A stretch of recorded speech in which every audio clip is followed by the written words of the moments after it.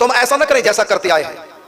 भोग पधरा दिया, पर्दा बंद कर दिया, घंटी बजा दी और अपने काम में लग गए। और काम में थोड़ी देर बाद याद आया, अरे 1 घंटा हो गया, ध्यान नहीं रहा। ऐसी पूजा न करने से तो अच्छा ही है, कोई दोष नहीं है। ऐसा यदि आप कर रहे हैं तो कोई पाप नहीं लगता, इसमें कोई दोष नहीं, लेकिन फल कम लगता है। बेमौसमी आप बीज बो तो उसमें फल बहुत कम लगता है। ऐसे ही आप बिना समय सारणी के, बिना ही भाव के भोग लगा रहे हैं तो न लगाने से तो अच्छा लाभ तो है, लेकिन फल बहुत कम मिलता है। इतना फल कम होता है कि अनुभव में ही नहीं आता। फल अवश्य मिलता है। आप ऊट पटांग जैसी भी आपको आती है, भूल चूक जैसे चाहो वैसी करो, कोई पाप नहीं। मैं फिर बताना चाहूंगा, बहुत लोग पूछते हैं बात, हम गलती तो नहीं कर रहे हैं पूजा में, पाठ में गलती तो नहीं कर रहे हैं। अरे चाहे गलती भी कर रहे हैं, कर तो उन्हीं के लिए रहे ना, उनको सब स्वीकार है, कोई दोष नहीं, कोई पाप नहीं। जैसी तुमसे बने सो करो, लेकिन विधि विधान के अनुसार करोगे और भाव पूर्वक करोगे तो अधिक लाभ है, और बिना भाव के, बिना विधि के करोगे लाभ तब भी है, लेकिन तब कम लाभ है, हानि तो है ही नहीं।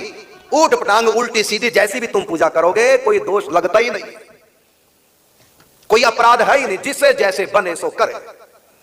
हाँ, लापरवाही करोगे, सेवा पूजा में समय सारणी का ध्यान नहीं, विधि विधान का ध्यान नहीं, तो फल थोड़ा कम हो जाता है। भीलनी ने झूठे बेर भोग लगाए। एक कण्यप नाम का भक्त हुआ शंकर जी का। जब वो शंकर जी को जल चढ़ाने गया, उसको लगा अरे राम राम, इतनी ठंड में लोग जल चढ़ाते हैं, इतनी सर्दी, माघ का महीना, और ऊपर से मैं भी जल लेके आ गया हूं, ठंडा जल। नहीं चढ़ाया। क्या किया? मुंह में भर लिया, गर्म हो गया। थोड़ी देर बाद पिचकारी शंकर जी में छोड़ दी। कण्यप भक्त की कथा। अब बताइए, मुंह में भर के कुल्ला करके, गर्म करके, तब शंकर जी को पिचकारी छोड़ रहे हैं। तो शंकर जी नाराज नहीं हुए हैं, जब ये है तो गलत विधि विधान तो नहीं है यहाँ, लेकिन भाव इतना अधिक था कि मैं ठंडे जल से क्यों स्नान कराऊं। अब उन्होंने शिवलिंग को शिवलिंग नहीं माना, पत्थर नहीं माना, साक्षात शंकर जी हैं, ऐसा भाव किया, तभी तो उनके मन में भाव आया कि ठंड लगती है। अब वो पत्थर के रूप में नहीं रह सकते भगवान, जब ये भाव आ गया कि इनको ठंड लगती है, तो भगवान शंकर जी उसी सीरीज, बड़ी लंबी कथा है। ये मांस का भोग लगाते थे ठाकुर जी को, शंकर जी को मांस का भोग लगाते थे। शिकारी थे कण्यप,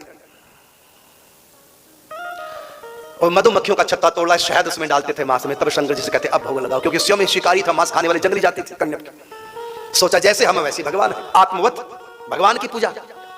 देखिए भगवान रीझ गए, यद्यपि है तो गलत बात, लेकिन भाव इतना ऊंचा था। जब इतना ऊंचा भाव होता, भगवान क्रिया को नहीं देखते, लेकिन भाव हमारा ऊंचा नहीं, फिर हम ऐसी क्रिया करें तो उसमें पाप तो उसमें भी नहीं लगता, लेकिन पुण्य फल उसका भक्ति का बहुत कम, नाम मात्र ही फल होता है।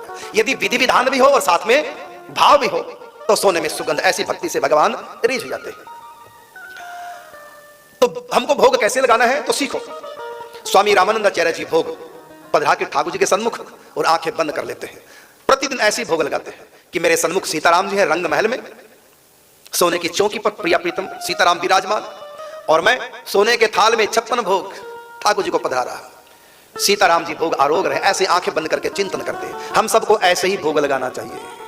यदि हम मन से भोग नहीं लगाएंगे, ठाकुर जी केवल तन से लगा हुआ भोग स्वीकार नहीं करते। हमको आंख बंद करके मनी मन की आंखों से उनको भोग लगाते देखना चाहिए। यही पूर्ण विधि है भोग लगाने की। एक होता विधान, एक होता विधि। विधि हमारे हाथ में, विधान भगवान के हाथ में। विधान का मतलब हमारे पास कैसी शक्ति है, खिचड़ी का भोग लगाए कि 56 लगाए, जो प्रभु ने समर्थ दी विधान वैसा बनेगा। और विधि हमारे हाथ में, विधान भगवान के हाथ में। तो विधान के अनुसार जो भी कम अधिक हमको वस्तु मिली भगवान को समर्पित करें। हम वस्त्र भी भगवान को यदि समर्पित करें तो एक बार आंख बंद करके भगवान को उसी वेशभूषा में देखो जैसे आपने अपने लिए वस्त्र सिलाए हैं। एक बार वस्त्रों को भगवान की अर्पण कर दो और उन्हीं वस्त्रों में भगवान को एक बार देख लो। यहां तक कि आप पैंट शर्ट पहनते हैं, वैसे तो ये भारतीय ड्रेस नहीं है, विदेशी ड्रेस नहीं पहननी चाहिए, लेकिन फिर भी आप लोग मानोगे तो है नहीं। तो जो वस्त्र हम पहनते, कभी भक्त को अमनिया वस्तु स्वीकार नहीं करनी चाहिए।